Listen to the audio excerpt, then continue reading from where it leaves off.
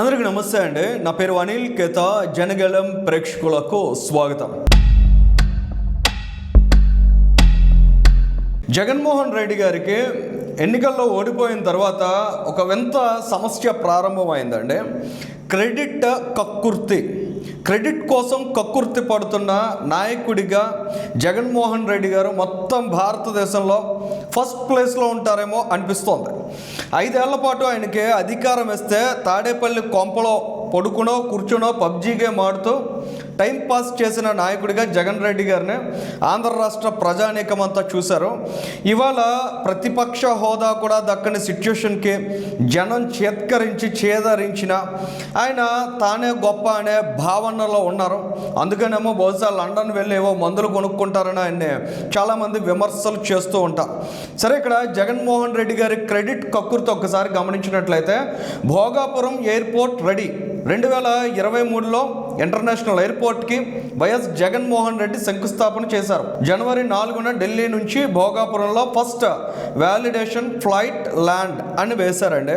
ఇంతకంటే దిగజారుడుదనం, ఇంతకంటే నీచం, ఇంతకంటే ఘోరం ఏముండదన్న విషయం ఆంధ్ర రాష్ట్ర ప్రజానీకానికి అందరికీ చాలా స్పష్టంగా తెలుసు. కాబట్టి ఆ కిందన ఒక్కసారి చూసినట్లయితే ఆంధ్రప్రదేశ్ రాష్ట్రంలో జగన్మోహన్ రెడ్డి అంటే చాలామందికి కడుపు రగిలిపోతూ ఉంటుంది. ఎందుకంటే ఆ స్థాయిలో ఈ రాష్ట్రాన్ని జగన్మోహన్ రెడ్డి విధ్వంసం చేశారు.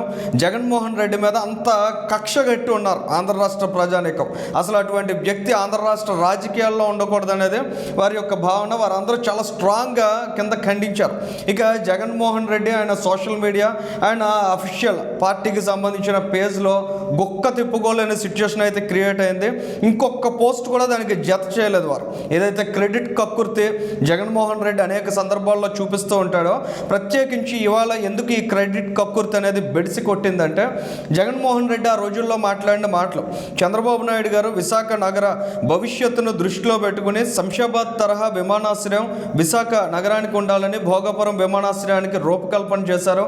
దాన్ని జగన్మోహన్ రెడ్డి గారు చాలా దారుణంగా ఆ రోజుల్లో వ్యతిరేకించారండి. 1-2 వీడియోస్ ఆయన మాట్లాడినటువంటి మాటలు ఒక్కసారి మీరు విన్నట్లయితే జగన్మోహన్ రెడ్డి గారి మనస్తత్వం ఎంత భయంకరంగా ఉంటుందనేది తెలుస్తుందండి.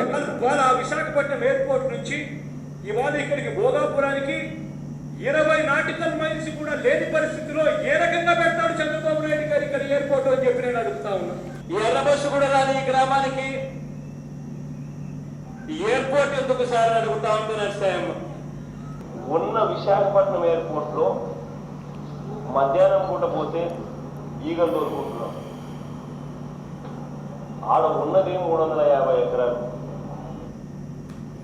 ఎంతకంటే దుర్మార్గమైన నాయకుడు ఇంకెవరన్నా ఉంటారంటే జగన్మోహన్ రెడ్డి గారికి నిజంగా సిగ్గు రావాలి. ఈ వీడియోస్ ఒక్కసారి మళ్ళీ వచ్చాయి కాబట్టి తవ్వకాల్లోంచి బయటికి వాటిని చూసుకుంటే క్రెడిట్ షోర్ ఎవరు, క్రెడిట్ కోసం కక్కుర్తి పడేది ఎవరు, ఏమీ సాధించలేక 5 ఏళ్ల పాటు కాలయాపన చేసింది ఎవరనేది చాలా స్పష్టంగా అర్థమవుతుంది. చంద్రబాబు నాయుడు గారు అధికారంలోకి వచ్చిన తర్వాత కేవలం 2 ఏళ్ల కాల వ్యవధిలో విమానాశ్రయాన్ని పూర్తి స్థాయిలో కంప్లీట్ చేయబోతున్నారు. రేపటి రోజున దీనికి సంబంధించి ట్రయల్ రన్ అఫీషియల్గా నిర్వహించబోతున్నారు. సో జగన్ రెడ్డి గారు ఆ రోజు మాట్లాడినటువంటి మాటలు కొంతమంది అమాయక ప్రజల్ని మోటివేట్ చేసి ఎర్రబొస్సు రాని ప్రాంతానికి ఎయిర్పోర్ట్ ఎందుకు సార్ అని ఆ రోజు అడిగారట. మరి జగన్మోహన్ రెడ్డి వాళ్ళ తలకై ఎక్కడ పెట్టుకుంటావని అదే గ్రామ ప్రజలు అడిగే పరిస్థితి ఉంటుంది. ఎందుకంటే అక్కడ ఇంటర్నేషనల్ విమానాశ్రయం వస్తుంది. ఆ ప్రాంతం అంతా సమగ్రంగా అభివృద్ధి చెందబోతోంది. శ్రీకాకుళం నుంచి అనకాపల్లి వరకు ఈ ప్రాంత రూపురేఖలో మార్చేయబోతోంది. మరి వాళ్ళు అటువంటి విమానాశ్రయాన్ని చంద్రబాబు నాయుడు గారు కొన్ని నెలల వ్యవధిలో కంప్లీట్ చేసే దిశగా ఆయన కేంద్రంతో ఎప్పటికప్పుడు సంప్రదింపులు జరుపుతూ ప్రక్రియను వేగవంతం చేస్తే ఇవాళ నిస్సిగ్గుగా జగన్మోహన్ రెడ్డి వచ్చి ఆ క్రెడిట్ తీసుకునే ప్రయత్నం చేస్తున్నాడు. ఒకసారి బిహైండ్ ద స్టోరీ కూడా మనం అబ్జర్వ్ చేసినట్లయితే ఇవాళ మనం కేవలం నోటి మాటలు కాదు, ఆ రోజుల్లో ఉన్న ప్రణాళిక ఫస్ట్ మనం ఒకసారి గమనిద్దామండి. ఆ రోజుల్లో చంద్రబాబు నాయుడు గారు భోగాపురం ఇంటర్నేషనల్ ఎయిర్పోర్ట్కి సంబంధించి ఒక బృహత్తరమైన ప్రణాళిక రూపకల్పన చేశారు. ఓవైపు అంతర్జాతీయ విమానాశ్రయం ఉండాలి, సోలార్ ప్యానల్స్ ఛానల్స్ ఏరియా ఉండాలి, ఏవియేషన్ అకాడమీ ఉండాలి, మెయింటెనెన్స్, రిపేర్ అండ్ ఓవర్హాల్ ఉండాలి, ఎంఆర్ఓ ఫెసిలిటీ క్రియేట్ చేయాలి అక్కడ. ఇలా అనేక ఆలోచనలు చంద్రబాబు నాయుడు గారు చేశారు. ఆ దిశగా కార్యాచరణతో ముందుకు వెళ్ళారు. కానీ జగన్మోహన్ రెడ్డి వచ్చిన తర్వాత 4 సంవత్సరాలు కాలయాపన చేసి, అంతకుముందు 2019కి ముందు జిఎంఆర్ సంస్థకి దీనికి సంబంధించిన నిర్మాణ కాంట్రాక్ట్ ఇస్తామంటే అదే జగన్మోహన్ రెడ్డి విమర్శించి 2023లో తిరిగి మళ్ళీ జిఎంఆర్కే ఈ ప్రాజెక్ట్ అప్పచెప్పినటువంటి సిచ్యువేషన్. ఆ రోజు శంషాబాద్లో చంద్రబాబు నాయుడు గారు వరల్డ్ క్లాస్ విమానాశ్రయాన్ని ఏ విధంగా నిర్మించడానికి అడుగులు వేశారనేది అందరికీ తెలిసినటువంటి విషయమే. అదే అనుభవంతో భోగాపురం విమానాశ్రయానికి సంబంధించి ఆయన తీసుకునే ప్రతి ఒక్క నిర్ణయానికి జగన్మోహన్ రెడ్డి అడ్డు తగిలే ప్రయత్నం చేశాడు. 5 ఏళ్ల పాటు పూర్తిగా కాలయాపన చేశాడు. అక్కడ ఒక్క ఇటుక కూడా పెట్టలేదండి. మీరు ఇక్కడ కొన్ని ఇమేజెస్ చూస్తున్నారు. చంద్రబాబు నాయుడు గారు ఆ రోజు చేసినటువంటి ప్లానింగ్స్ అన్నింటినీ కూడా పూర్తిగా భ్రష్టు పట్టించాడు జగన్మోహన్ రెడ్డి. సరే, ఏదో దానికి సంబంధించి శంకుస్థాపన చేశాడు అనుకుంటే, ఆయన శంకుస్థాపన చేసిన తర్వాత సుమారు ఒక 6 నుంచి 8 నెలల పాటు సమయం ఆయనకు ఉంది ఎలక్షన్స్కి వెళ్ళడానికి. ఆ పీరియడ్లో కూడా అక్కడ ఏ విధమైనటువంటి డెవలప్మెంట్ జరగలేదండి. ఒకసారి మీరు ఇక్కడ అబ్జర్వ్ చేస్తున్నారు కదా, చాలా క్లియర్గా గూగుల్ ఇమేజ్ చూస్తున్నారు.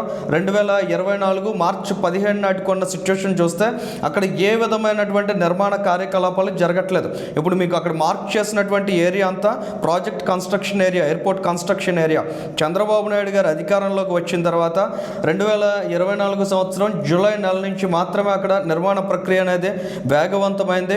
ఇవాళ పూర్తి స్థాయిలో నిర్మాణం కంప్లీట్ అయ్యేటువంటి సిచ్యువేషన్కి చేరుకుంది. జగన్మోహన్ రెడ్డి లాంటి వాళ్ళు ఖచ్చితంగా ఇవాళ భోగాపురం విమానాశ్రయ క్రెడిట్ని తీసుకోవడానికి చేస్తున్న ప్రయత్నాలు ఆయన ఖచ్చితంగా ఒక జోకర్ మాదిరిగా ఈ ప్రాంతంలో రిఫ్లెక్ట్ చేస్తాయి, ప్రొజెక్ట్ చేస్తాయి అనేది మాత్రం స్పష్టంగా ఇప్పటికే వారు పెట్టినటువంటి పోస్ట్, ఆ పోస్ట్ కింద వచ్చినటువంటి కామెంట్స్ చూడడం ద్వారా చాలా స్పష్టంగా అర్థమైంది. జగన్మోహన్ రెడ్డి ఉత్తరాంధ్ర ప్రాంతాన్ని మోసం చేయడానికి ఆ రోజు కళ్ళబొల్లి మాటలు చెప్పాడు, పరిపాలనా రాజధాని అని చెప్పాడు. కానీ ఇవాళ కూటమి ప్రభుత్వం వచ్చిన తర్వాత ఈ ప్రాంత అభివృద్ధికి ఎంత కృతనిశ్చయంతో ఉందనేది ఈ తరహా అడుగుల ద్వారా చాలా స్పష్టంగా అర్థమవుతుంది. ఈ వీడియోకి సంబంధించి మీ అభిప్రాయాన్ని కూడా కామెంట్ చేయండి. Thank you.